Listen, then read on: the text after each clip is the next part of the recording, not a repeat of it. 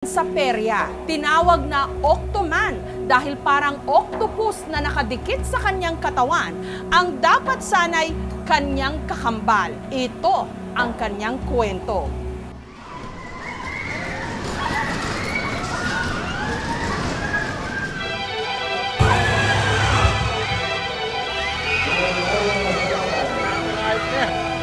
Noong dekada 70 at 80, isang hindi pangkaraniwang nilalang ang pinagkaguluhan sa mga perya.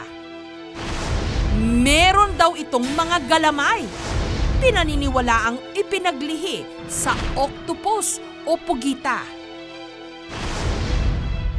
Ang nilalang na ito, kinilala bilang si Octoman. Pero sa paglipas ng mga dekada, unti-unti raw nawala sa mata ng publiko ang hinirang na taong pugita. Kaya ang kanyang kwento nanatiling alamat at misteryo na lamang. Totoo nga bang may octopus man? O likha lang ba ito ng malilikot na isipan?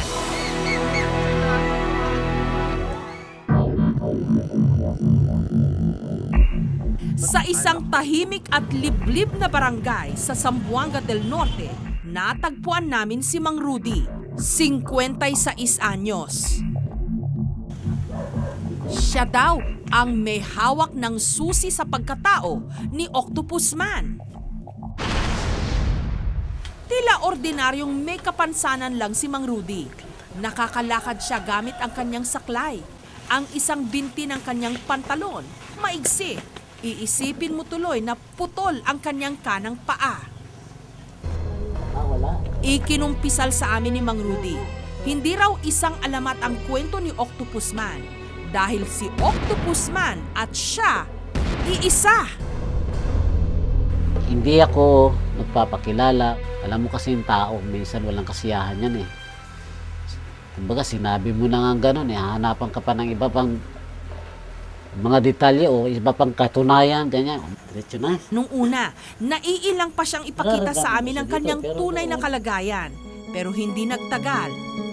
Unti-unti nang hinubad ni Mang Rudy ang kanyang hiya para sa kauna-unahang pagkakataon, ipakita sa Philippine television ang kabilang mukha ng kanyang pagkatao. Dahil si Mang Rudy may 4 na braso at 3 binti. May paliwanag ang siyensya sa kalagayan ni Mang Rudy. Meron siyang tinatawag na parasitic twin o kakambal na hindi tuluyang humiwalay sa kanyang katawan. Ang dapat sana'y kakambal ni Mang Rudy ay may 2 braso at iisang binti. Ang dapat sana'y kanang binti ni Mang Rudy hindi tuluyang nabuo. Mapapansin sa tiyan ni Mang Rudy ang 2 utong na dapat daw sana ay sa kanyang kakambal. Makikita rin ang bakas ng hindi na buong tenga. Meron pa ritong buhok na tumubo. Ito raw sana ang ulo ng dapat sana'y kanyang kakambal. Kaiba ang mga parasitic twins katulad ng kay Mang Rudy sa kaso ng mga conjoined twin kung saan magkadikit ang katawan ng 2 tao. Hindi si Mang Rudy ang kauna-unahang naitalang kaso ng parasitic twin sa Pilipinas. Si Maxine Mina, isinilang noong 1896, ipinanganak na may 4 na binti. Sa buong mundo, 90 lamang o 90 ang dokumentadong kaso ng parasitic twins. Karamihan daw sa kanila nahihirapang mamuhay ng normal. Ganitong paraan, pwede ako maglakad ng hindi napapansin o napupunan ng tao.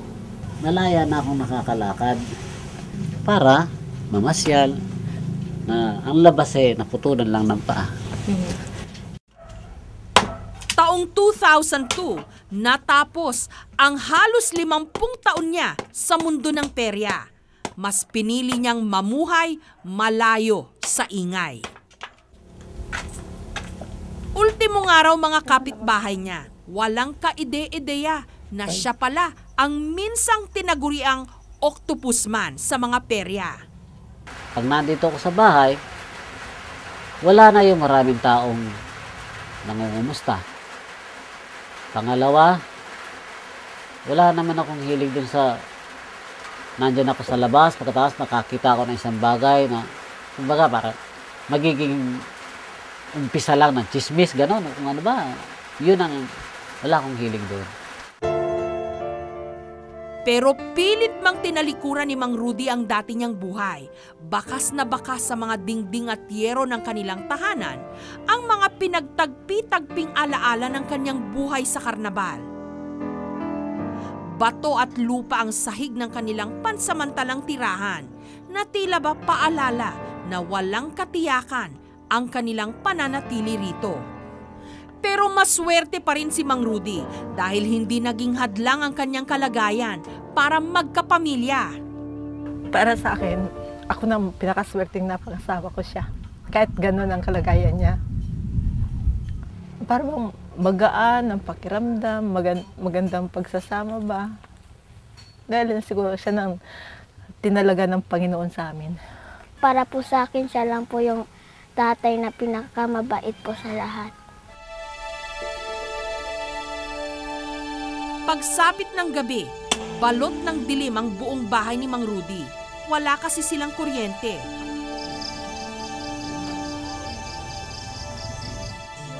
Swerte na rin daw kung makakain sila ng 3 beses sa isang araw. At dahil tumatanda na si Mang Rudy, ramdam raw niya ang bigat ng kanyang kakambal. Dumidepende kasi ito sa mga sustansyang nakukuha mula kay Mang Rudy. Kaya hindi katakatakang mabilis siyang manghina.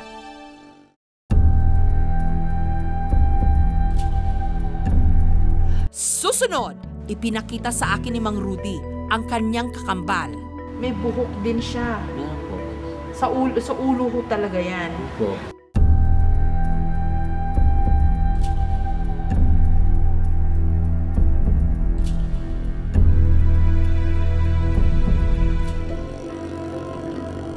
Dala ng labis na kahirapan, hindi man lang makapagkonsulta sa doktor si Mang Rudy.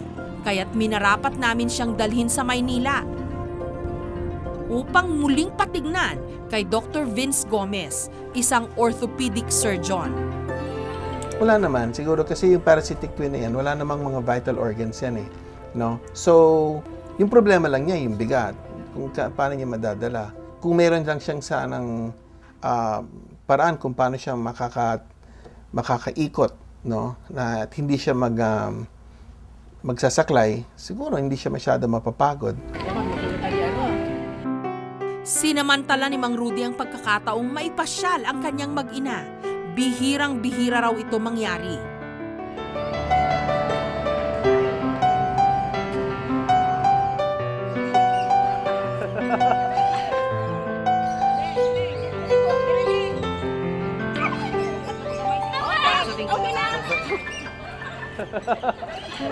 Masaya po. Kasi po ngayon po ako nakasakay ng ostrich po. Masaya kasi para sa bata talaga yan. Tutuwa. Ang Rudy, maganda. Dito ko na rin siya formal na nakilala. May epekto ho ba sa kalusugan ninyo itong meron ho kayong kadugtong? Nung bata ako, napapansin ko lang na kapag yun po yun ay nasasalubsob o nasusugatan, ako po ang nilalagnat eh. Nilalagnat po ako buo. Pero kapag ako naman, dito sa parte ng katawan ko, ang nagkaganon, masugatan ako, namaga o nanagnak, napapansin kong baliwala sa kanya. Ano ho bang turing nyo sa sarili nyo? Isang tao o dalawa ho kayo? Ang nararamdaman ko lang, para lamang may sobra sa katawan ko. Sa kabila ng bigat na dinadala ni Mang Rudy, hindi raw niya kailanman naisip na isang sumpa ang kumapit sa kanya. Malaking pasasalamat din ho siguro sa parte ninyo, no, Mang Rudy, na kasi kung hindi ho nagkaganyan, kayo ho yung nasa likod. Opo. O yung isa ho sa inyo may diferensya. Isa sa amin, kailangan alisin, kailangan mamatay, at isa mabuhay. Mas mahirap po O, mas mahirap po yun. Siyempre, sa sitwasyon man ng magulang ko mamimili no? Kung sino ang mabubuhay sa amin, masakit yun. Hindi nyo ba tinatanungan Diyos, bakit naman sa dinami-dami ng tao sa mundo, kayo pa ang napiling pagkalooban ng ganyang kondisyon? Natural lang po yun na may mga tanong tayo sa Panginoon na gano'n. Pero ang inaano ko na lamang po, hindi niya ibibigay sa akin ito kung hindi ko kaya o kaya kung hindi nakikita niyang o wala siyang talagang mas magandang purpose pa para sa akin. Ikwinento rin niya sa akin ang buhay niya dati sa karnabal. Hindi naman po yung kagaya niya na parang nandun ka sa isang kulungan, sisilipin kang gano'n. Medyo disente ho yung Parang pagtrato opisina sa inyo. nga po, meron nakaupo din po ako doon sa yung upuan ko nga po, yung pakatulad din doon sa yung opisina na gumaganong-ganon. Noong nagkaroon ng pagkakataon sa isang pribadong silid, ipinakita sa akin ni Mang Rudy ang kanyang kakambal.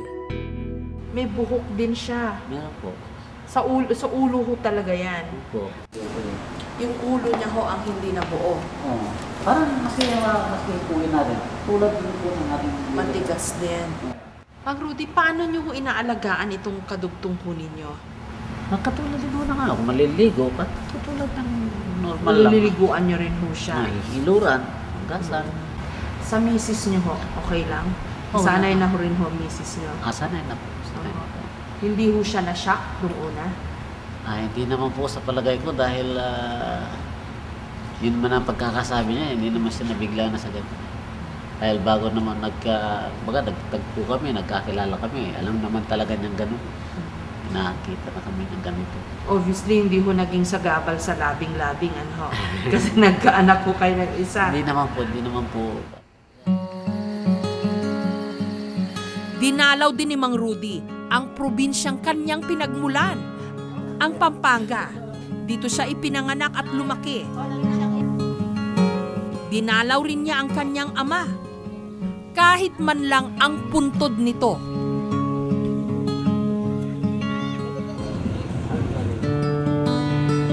Binigyan namin si Mang Rudy ng kaunting kabuhayan. Gusto niya raw patunayan na ang mga katulad niya, hindi lang perya ang pwedeng pagkakitaan. Sa kabilang banda, hindi raw mahirap tanggalin ang kanyang kakambal.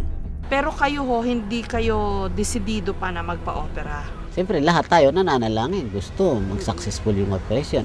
Paano nga kung hindi? Hindi ko na malalaman kung ano nangyari doon sa Juan. Sabi ko, wag muna, sabi ko. Yung chance of survival niya is very, very, very high. Talagang maganda. Now, magiging danger yan sa kanya? Malamang hindi. Magiging mas healthy siya? Baka, pwede rin magiging mas healthy siya. Mas gagaan ang katawan niya. Pero hanggang ngayon, ayaw pumayag ni Mang Rudy sa operasyon. Pati ang kanyang pamilya, tutol dito. Hindi raw nila kayang isugal ang kaligtasan niya. Doon ko siya nakilala na gano'n. Kaya hindi na dapat alisin. Ayokong mawala siya. Gusto ko dumating kami sa matanda na kami. Ang mga pilas ng kwento ng ating buhay hindi nalalayo sa mga eksena sa perya at karnabal.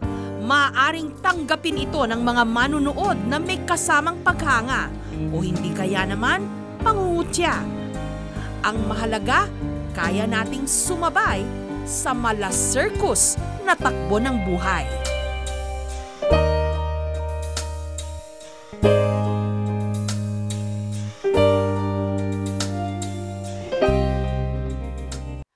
Thank you for watching, mga kapuso. Kung nagustuhan niyo po ang videong ito, subscribe na sa GMA Public Affairs YouTube channel. And don't forget to hit the bell button for our latest updates.